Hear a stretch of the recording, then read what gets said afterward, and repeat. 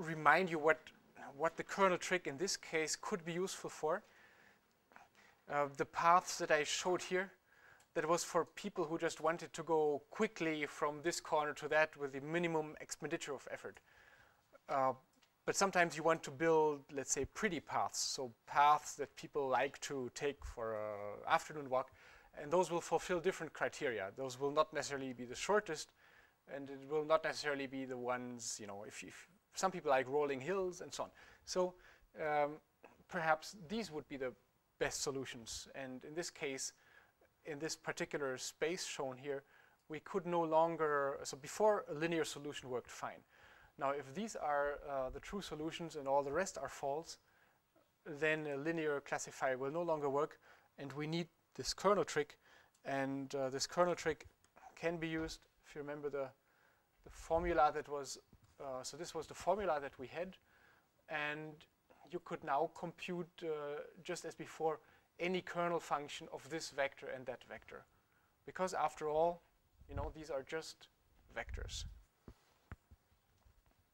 Okay, so but that leaves us still with this problem of this near infinite number of constraints. And we're hence now looking at cutting planes optimization.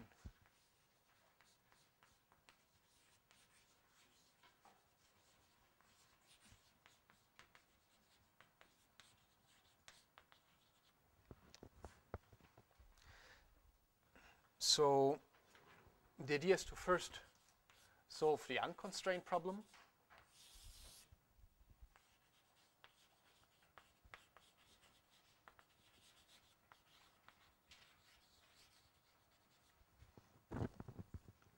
To then find the most violated constraints.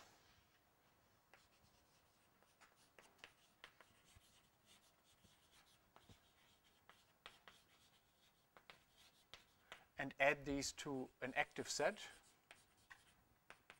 of constraints.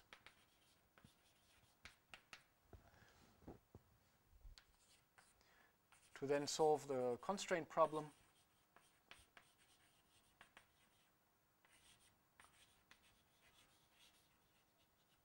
And so on.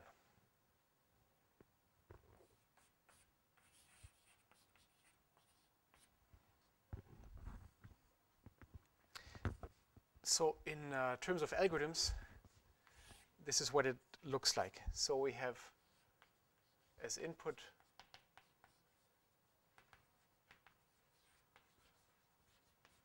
the training data,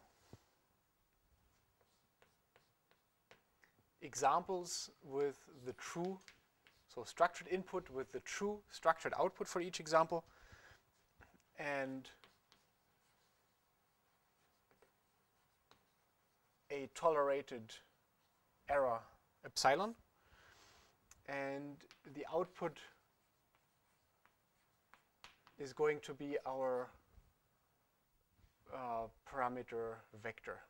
Well, and further input that I did not mention explicitly is also the proper compatibility function and the proper loss function, and then the inference algorithm that will find the most violated constraint. All of these are non-trivial, and we will look at examples. Okay, but here schematically is the algorithm. We define our active set of constraints to be empty initially, and we initialize the weight vector as 0, and slack variables are also set to 0 initially. And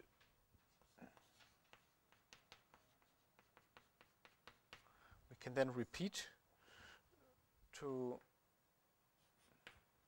first store the old constraint set. This will be for our convergence condition.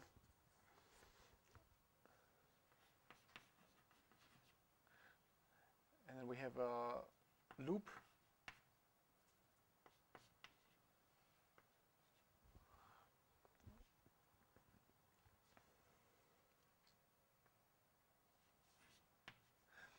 in which we find, given the current set of constraints, the current prediction of our method.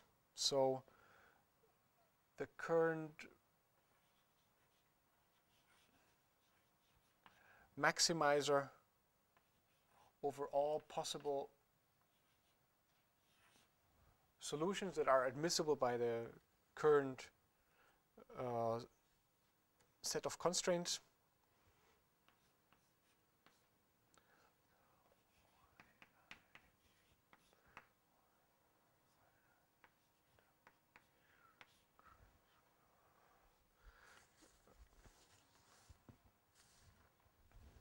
Have to get the signs right.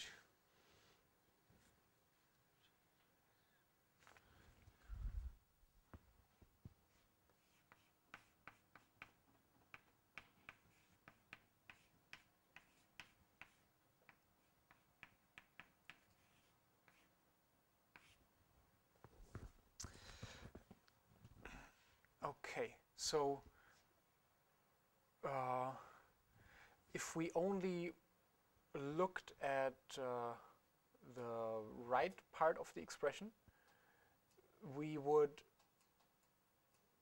find that solution y which gets the greatest score currently. So the score that's closest or to the true score, or even beyond the score of the true solution. But we don't just care about the score difference. We're also interested in whether or not it's, we also take into account the loss function. So a particular bad example would be one which is very wrong, so we incur a large loss, but which nevertheless has a similar score.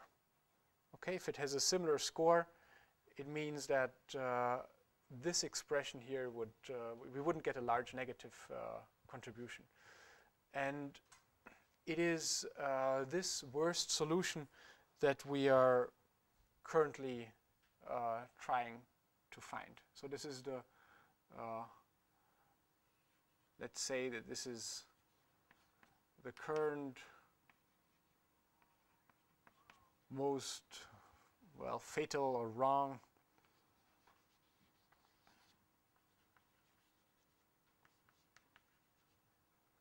solution. That's the one being found at this point. And now we have to decide, is it so seriously wrong that we need to do something about it?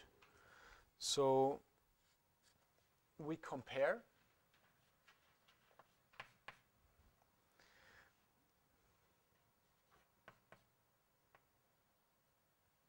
And then again, same expression here.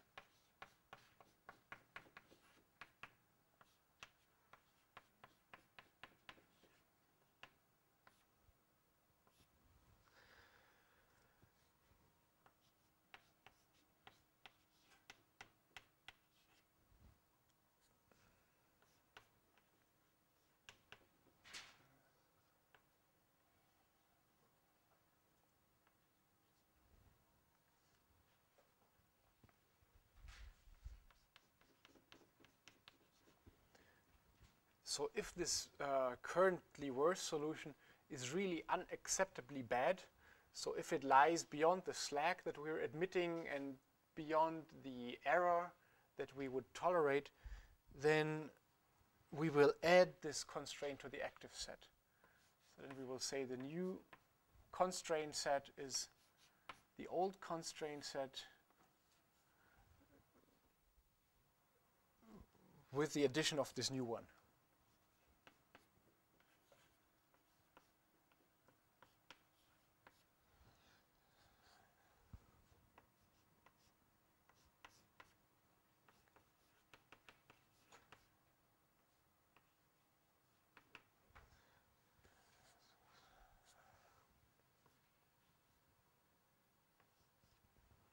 Where again delta is an abbreviation for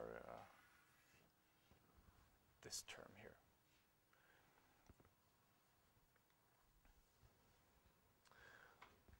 Okay, now we can resolve for our parameter vector W. So a new set of parameters W and the new set of slack variables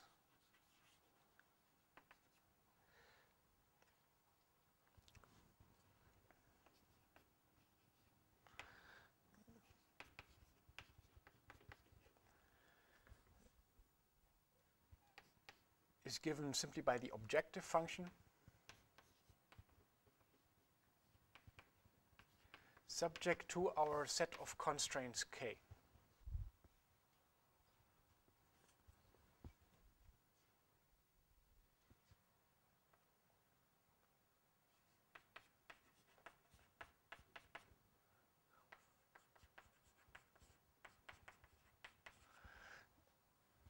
And this whole thing is repeated until our constraint set no longer changes.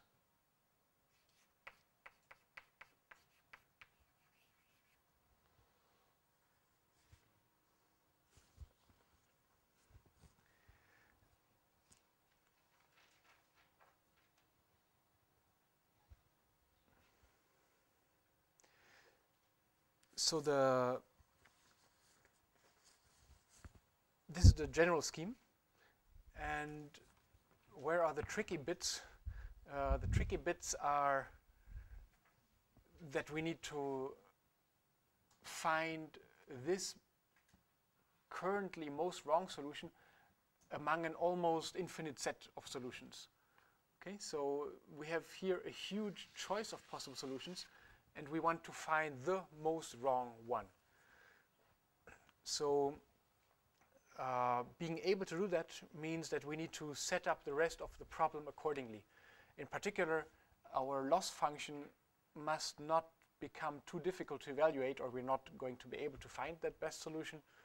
And of course, our parameter or our compatibility function should be designed in such a way so as to allow to differentiate the optimum solution from the bad ones.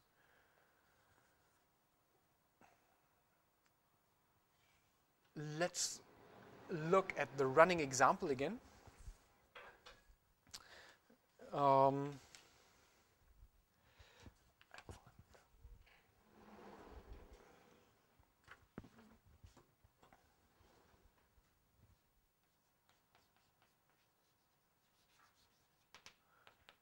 called this, well, you could call it designing paths, or I've called it the lazy hiker. So where the task really is to imitate the lazy hiker that wants to go from the top left corner. So the start is at the top left corner. The end point is at the bottom right corner. And we have a limitation, namely that paths must be monotonous. So we can always move right or down or in a diagonal fashion, but we can never move back. Okay. And so in this case, X was a height map, Y was a path that was considered energy conserving by the human, and the goal is to learn the utility function of a human.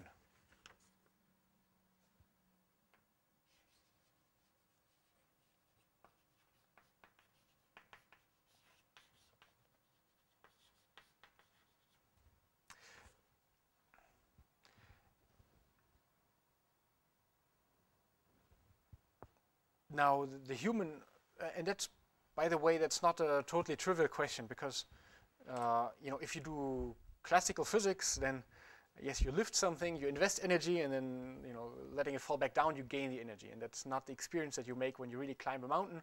So first you climb up, and you're really exhausted, and then you have to walk down, and you're even more exhausted. So it's not, you know, it's not a trivial system. This is why you're not going to be able to do this with physical laws in the case of a human. So this is why we do statistical learning. So as an example of a problem that you cannot solve with straight physics. Now we need a suitable compatibility function, and in this compatibility function, which you have to design as a human, you can put anything. You can put in anything that you deem helpful. So, for instance, I think the length of the path, I suppose, will have something to do with the quality or the compatibility of a path with the terrain. Then I think the average steepness will somehow matter, but perhaps for some people the steepest point will play a role. So the steepest slope that needs to be, because it doesn't help if you can walk straight all of the time, but suddenly there's this 2-meter jump. Nobody's going to make it. But perhaps humans are not that simple. So who tells us that it's a linear function of length? Perhaps it's actually also the length to the squared that matters. And you can think of many more features here. So this is the creative bit. This is not an out-of-the-box operation. You have to design, in the case of the structSVM, this compatibility function. And you should design it in such a way that you hope will express or allow you to express the difference between a good solution and between a bad solution. So you try to design a method that will find you the single best solution, and you should think probably what's going to distinguish, what's going to help you to discriminate a good solution from a bad one. So really, this is the creative bit, and there is no, unfortunately, or perhaps luckily, there's no prescribed set of rules on how to do that. It's really up to you to do the optimum thing here. However,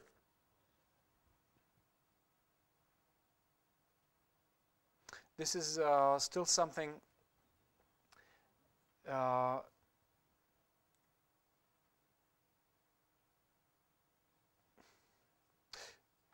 so this function should be designed so as to make this maximization as easy as possible, because you cannot afford to plug in a million different y's until you find the one that maximizes this expression. You need to somehow find it in a smarter way. For example, by means of dynamic programming. So your feature space should be constructed in a fashion to allow dynamic programming to be used in this context. So that was the compatibility function. Then we have the loss function.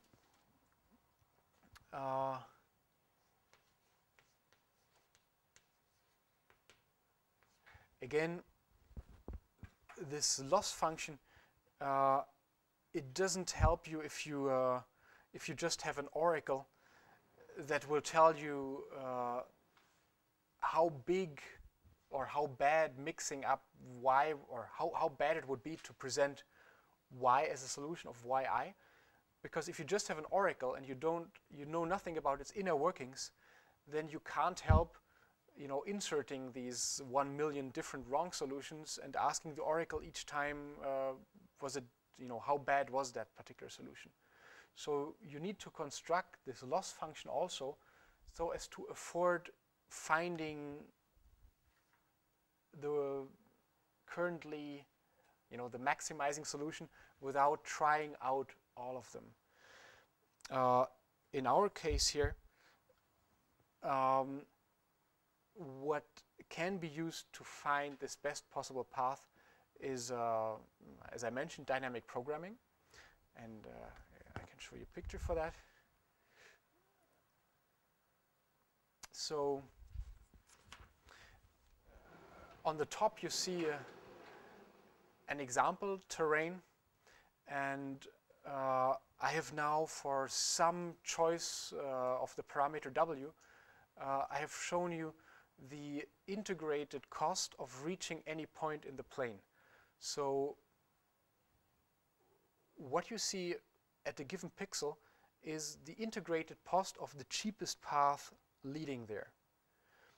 And in particular, you know, as we want to go to the bottom right corner, we can trace back, just given these cumulative costs, we can follow backwards to find the path that gave us this minimum cost. So this algorithm that finds the cheapest cost of going from the start point to any other point, in this case, is given by dynamic programming. And both the feature function and the loss function must allow this dynamic programming to be used. For example, let's start with the compatibility function. I talked about the length of the path. The length of the path, you know, moving horizontally or vertically increases the length by 1, and moving diagonally increases the length by square root of 2. So in other words, this is something that I can do within this dynamic programming approach. Now the loss function that will specify the difference between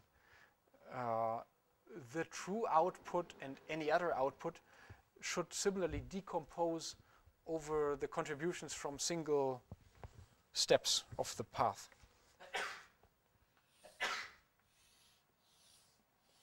And one proposal is the following. Let's say this is the optimum path yi, or let's say the true path.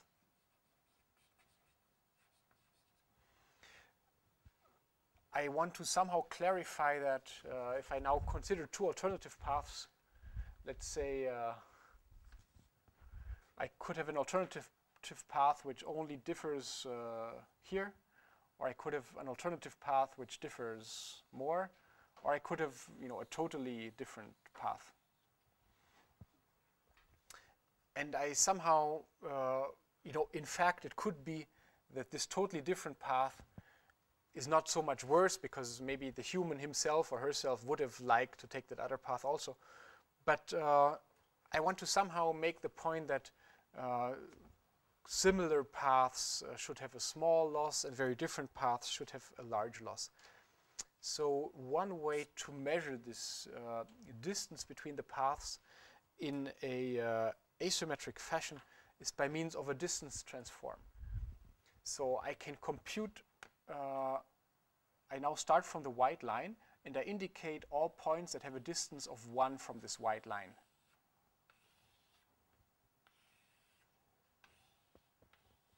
And then I indicate all points that have a distance of 2 from the white line, and so on. So I'm building, in other words, what is called a distance transform. And I'm showing here in green the equicontour lines of this distance transform. So we agree, the white line has a distance of 0 from itself. Then the first one, this is so the Euclidean distance transform, which I've been constructing here.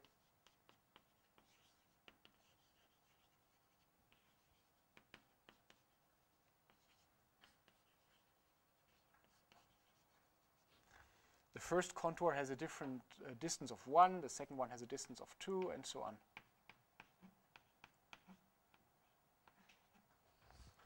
And one loss function that I could define, for example, would be the integrated Euclidean distance transform distance of path y, where the EDT was built on the true path yi. Because this has the property that I can compute it in a stepwise fashion as I build my complete path.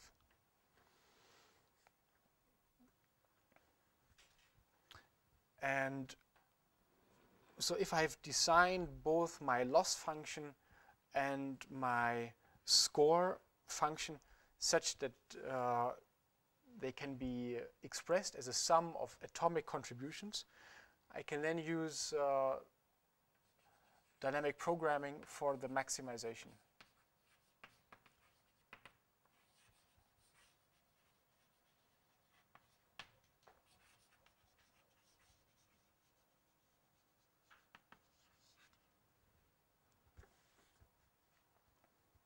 The restriction being, as I mentioned, that we only admit monotonous paths.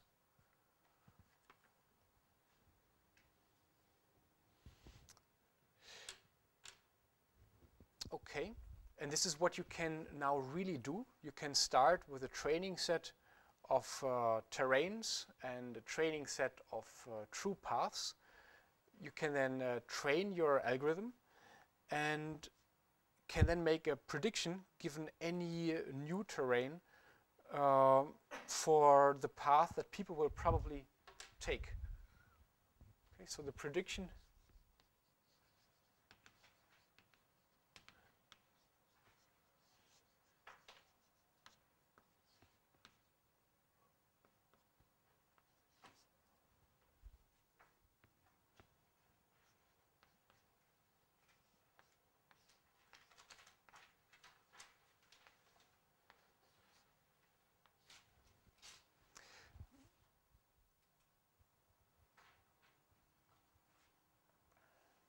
So once you have learned your parameters, your prediction is simply given by that output that has maximum score. So given this training set of terrains with the true paths, you can find your optimum parameter vector W. And once you have it, and once you're provided some input X, can then find the path that you think a human would take on that terrain.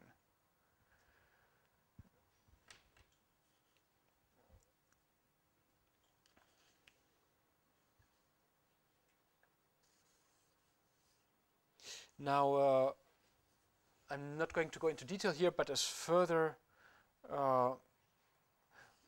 if you cannot solve this problem exactly, you can resort to approximations.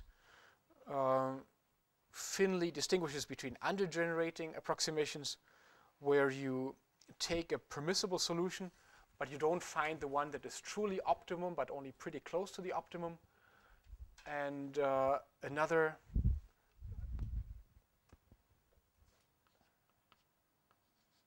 so rather than take really the maximizer, you would only take something that's close to the maximizer. And another approximation would be to consider solutions that are not strictly feasible, so that lie outside the feasible range, but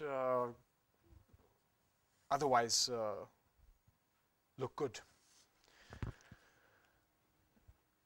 Okay, I want to show you, to close, I want to show you 3 different examples. So this is something that was one example already, and one that's not totally meaningless. But I want to show you examples from the literature here. First one, optical character recognition. So if you want to read these characters, you could either do so character by character separately, and you will get the recognition rate that you see on the very left of this histogram. So in this case, logistic regression was used, and you see here the error rate. Okay, so for these handwritten characters, which were already segmented, so somebody had previously done the work of deciding where a character starts and ends, you get this error rate here. If you now start, not just worrying about is this a T or an I or something, but you take some clues from the neighborhood. So take this character. This could be an N, as in unexpected, but if I look at the character alone, it could also be an H, or maybe something different still. So it helps, and us humans, we do that by looking a little bit right and left and parse if this makes sense. So in this conditional random field here, the characters were not looked at in isolation, but they were, so constellations of characters were considered. And you see that this brings down the classification error. Now similarly, here a support vector machine was used to classify individual characters, and if you just use a linear kernel, you do as well as logistic regression. But it being a support vector machine, you can use the kernel trick and use a quadratic or a cubic kernel, and this already brings down your error rate. Now, if in addition you consider context in the structured support vector machine, which for a particular kind of underlying graph is a max margin Markov network, you further bring down your error rate by considering context. Okay, so here versus there is no context or context. Here versus there is no context and context. And here versus there is going from linear to nonlinear methods. And then the overall, with very best method, with very nice error rates, in this case here, was max margin Markov network. And that's quite an accomplishment. You see, to go from a 30% error rate to, to approximately half your error. Then paper from image processing by Blaschko and Lampert. So the task is to recognize exemplars of a category, and people are not just interested in whether there is a bike, but they also want to know where the bicycle is. So the input would be whole image, but the structured output here is a bounding box. And it is structured in the sense that an upper left corner, for instance, must always be, well, above and to the left of the lower right corner, etc. And in that case also, structured training really helped boost the accuracy. So you here see precision and recall of conventional binary training or of structured training. Okay, and I have an example, this is not yet published, from Xinghua Lu from this group, who was looking at tracking. And I will talk about this a little bit longer. There are different ways of tracking objects, and one way is to do a tracking by assignment. So in this scheme, you first identify the objects in each frame separately. So we have a long time series. In this case, we have cells that can move around, or that can divide, or that can disappear when they move out of the image, or that can appear in the image. And in tracking by assignment, you try and identify what is the correspondence between objects. So here the ground truth correspondence has been shown. This cell just moves a little bit. This cell actually divides into two, and this cell just appears to be dividing because we have some over-segmentation here. So we have a large number of possible hypotheses of what could go on. So we have a hypothesis that C1 moves to C1 prime, which is actually true. But then we could think that C1 moves to C2 prime, or we could believe that C1 moves to, that C1 divides into these two cells, and so on. So you see we have very many possible hypotheses. And each of these elementary hypotheses is characterized by some features. So for example, if we want to decide if it is plausible that C1 has moved to C1 prime, we would consider, for example, the distance between these two candidates. If there's enormous difference, we don't believe that it's going to be the same cell. Or if the cell was, let's say, tiny and dark in this image, and then we have a cell candidate that is very bright and huge in that image, we also wouldn't believe that it's the same one. So we have some kind of features that characterize this move. And similarly, we have features that characterize every other possible hypothesis. And we have a lot of indices here, namely the features, they are different depending on what kind of event we're considering, a move, a division, or a split, and so on. And they are also different depending on which cell candidates we connect with each other in these different frames. Okay, and then we have some kind of score that tells us how compatible, I could have written this as a psi, how compatible the observations are with those assignments given our current weight vector. So we have a summation over all possible event hypotheses and then over all cell candidates in this image and in the next image, because the assignments are always only done in this framework on pairs of images. And then we have a cost for each of these interpretations. So multiplying the features with a weight vector will tell us how good we think this match is. So how plausible is it that this cell has moved here, or how plausible is it that this cell has moved there? And then in the end, we need to make sure, with the help of these indicator variables, that everything is explained, but only once. So each cell must have a single fate. Each cell must not be explained in terms of several things. We cannot say C3 divided and it moved there, so it can only have one fate. And each cell can only also have a single history. So this cell could be here because it has moved from this one, or it has moved from that one, or it has moved from that one, but it cannot have all these explications simultaneously.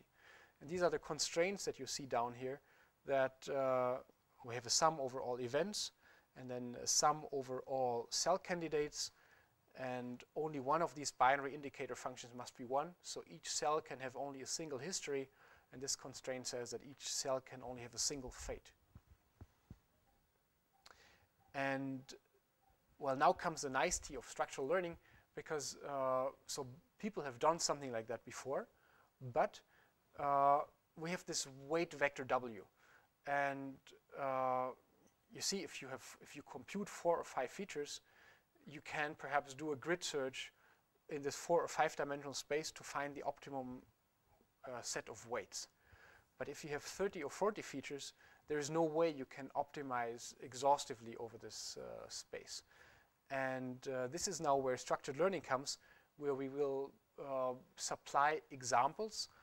So the structured input would be the cell candidates and their features, and the structured output would be the correct, or would be the assignments, would be the interpretation of the scene. Then we have a loss function. So Z star is the correct assignment, Z hat is an estimated assignment, and the loss function counts how many disagreements we have. And then we finally solve this problem here, which you recognize. Okay, so this is now L instead of psi, but it's the same thing. And this is the regularizer. In our case, we had used this 1/2 omega transpose, or W transpose W, but one can use a different regularizer here. And using structured learning here allows you to compute much more features to characterize a move of 2 cells.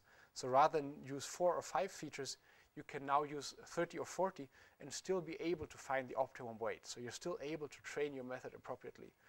And so you see on some benchmark the error that you get with current state of the art. This is the current state of the art if you don't tweak the parameters by hand, but if you use structured learning on them. And if you now compute 30 or 40 features rather than just 4 or 5, and if you use structured learning, you can again bring down the error rate by about 50%. Okay, so this was the bottom line of this paper here. So in this particular example here, it is the structured learning that allows the user to supply information in an intuitive fashion. Namely, here the user just needs to supply what are correct assignments rather than directly insert some values in the parameter vector W. Or in this previous example here, the user input was just that people walked across the lawn on this path and not on that or that or that path. So using structured learning allows to supply training data which has a very well, intuitive meaning. On the downside, you've seen that this is not an out-of-the-box method. So in particular, you need to design the compatibility function, you need to design your loss function, and you need to design both with this maximization here in mind to keep this numerically practicable. Okay. Having said that, so this was the disadvantage, structured output learning really does justice to the data because you now consider all the correlations between the elements of your output. So you don't just say, I output a vector of numbers, but you output a path, and your method knows that this is a path and how it relates to the structured input. So in a way, this is the proper way to do things. And so structured output learning is a fairly recent topic in literature, and the structSVM papers, mostly by Joachims and his colleagues, they are now 5-6 years old, but I expect to see more, and in particular more successful applications of these ideas in the future. So this was one of the, let's say chronologically, where we are relative to the forefront of research. This was then one of the most challenging hours of this semester. And well, I would be glad if you see some of this in the literature again in the future and then realize that, yeah, you heard about this somewhere. Okay, on that note, see you next week.